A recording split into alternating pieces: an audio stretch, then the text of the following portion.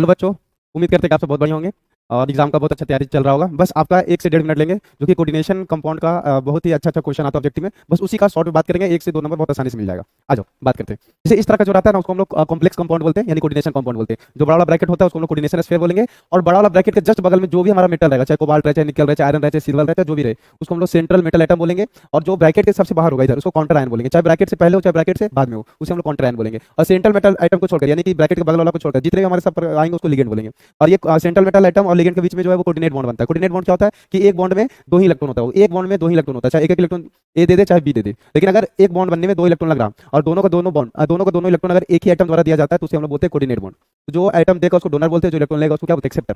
तो मान लो आइटम जो डोनर होगा उसे हम लोग लिगेंड बोलेंगे, और जो इलेक्ट्रॉन एक्सेप्ट करेगा उसको क्या बोलेंगे, सेंट्रल मेटल आइटम। यानी कि जो भी हमारा होगा लिगेंड वो इलेक्ट्रॉन को डोनेट करेगा, और जो भी सेंट्रल मेटल आइटम होगा वो इलेक्ट्रॉन को एक्सेप्ट करेगा। तो जितना हमारा लिगेंड और सेंट्रल मेटल आइटम के बीच में कोऑर्डिनेट बॉन्ड बनता है उतना ही हमारा कोऑर्डिनेशन नंबर होता है। तो आप लोग को ये कोऑर्डिनेशन कंपाउंड ऐसा दिया रहता है, और क्वेश्चन ये आता है कि बताइए कि कितने कोऑर्डिनेशन नंबर इसका होगा, यानी कि टोटल कोऑर्डिनेट बॉन्ड कितना बना, क्योंकि जितना कोऑर्डिनेट बॉन्ड बनेगा उतना ही कोऑर्डिनेशन नंबर है। तो ये डिपेंड किस पर करेगा बाबू, लिगेंड पर। ठीक है, अगर लिगेंड पर डिपेंड करेगा तो लिगेंड मेरा दो प्रकार का होता है। कौन कौन सा, एक मोनोडेंटेड और एक पॉलीडेंटेड। पॉलीडेंटेड मतलब जो एक से अधिक कोऑर्डिनेट बॉन्ड बनाएगा, और मोनोडेंटेड जो एक कोऑर्डिनेट बॉन्ड बनाएगा। अब सी पॉलीडेंटेड याद कर लीजिएगा, इसके अलावा ये सब नहीं दिखेगा तो डायरेक्ट मोनोडेंटेड मान लीजिएगा, यानी कि वो एक कोऑर्डिनेट बॉन्ड बनाएगा। अगर ईएन दिखे तो वो दो कोऑर्डिनेट बॉन्ड बनाएगा, OX यानी C2O4 दिखे तो दो कोऑर्डिनेट बॉन्ड बनाएगा।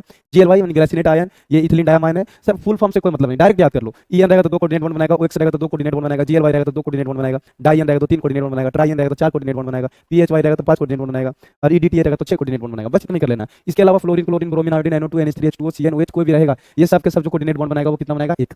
अब जैसे यहाँ पर हमसे पूछ दिया जाए कि बताओ टोटल कोऑर्डिनेशन, इसका कोऑर्डिनेशन नंबर कितना हो, यानी टोटल कोऑर्डिनेट बॉन्ड कितना बन रहा है, तो हम लोग इसी ब्रैकेट के अंदर के देखते हैं। तो ये मेरा हो गया सेंट्रल मेटल आइटम CMA, और ये हमारा हो गया सबके सब लिगेंड। ठीक है, सिर्फ लिगेंड तुम देख लो, मोनोडेंटेड पोनोडेंटेड, मतलब एक कोऑर्डिनेट बॉन्ड बनाने वाला है या तो एक से ज्यादा बनाने वाला है। अब देखो NH3 इसी के अंदर जाएगा, Cl2 इसी के अंदर जाएगा, तो क्लोरीन 2 NH3 देख सकते हैं, टोटल कितना है, चार को, तो चार और दो छह, छह को मोनोडेंटेड मतलब एक मोनोडेंटेड एक कोऑर्डिनेट बॉन्ड बनाता है। तो क्लोरीन दो को तो दो को ही बनाएगा, और चार को ही बनाएगा, तो चार और दो छह, यानी कोऑर्डिनेशन नंबर से कितना हो जाएगा, छह। कोऑर्डिनेशन नंबर यानी कि उपसंयोजक संख्या छह।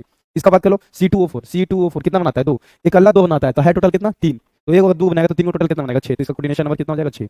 बस आप इसको याद कर लीजिए, हो जाएगा। उसी ब्रैकेट के अंदर देखना है। ये हमारा सेंट्रल मेटल आइटम हो जाएगा, केंद्र परमाणु हो जाएगा, बाकी इधर वाला सब क्या हो जाएगा, लिगेंड। अभी देखो ईएन, ईएन मेरा कितना बनाता है, दो। एक अल्लाह दो बनाता है, तो है टोटल कितना, दो, यानी दो दूनी चार। H2O कितना बनेगा, एक। NO2 कितना बनेगा, एक। तो चार, एक पांच और एक छह, तो इसका कोऑर्डिनेशन नंबर कितना हो जाएगा, छह। ठीक, उसी प्रकार इसमें आ जाइए। अब इसमें देख लो, ये तो बाहर वाला छोड़ दो, सिर्फ अंदर देख लो। ये मेरा सेंट्रल मेटल आइटम और ये मेरा मोनोडेंटेड एक बॉन्ड बनाता है, और एक अल्ले एक बॉन्ड बनाता है, टोटल है कितना, छह। कोऑर्डिनेशन नंबर छह। CN, CN भी देख सकता है किसके अंदर आएगा, CN भी हमारा किसके अंदर है, मोनोडेंटेड, और टोटल CN है कितना, दो। तो इसका कोऑर्डिनेशन नंबर कितना हो जाएगा, दो। EDTA, EDTA, EDTA कहाँ चलेगा भाई, EDTA देख सकता है कितना है, छह बॉन्ड बनाता है, और मात्र कितना, एक ही है। तो एक अल्लाह कितना कोऑर्डिनेट बॉन्ड बनाएगा, छह। तो इसका कोऑर्डिनेशन नंबर कितना हो जाएगा, छह। आई बात समझ में।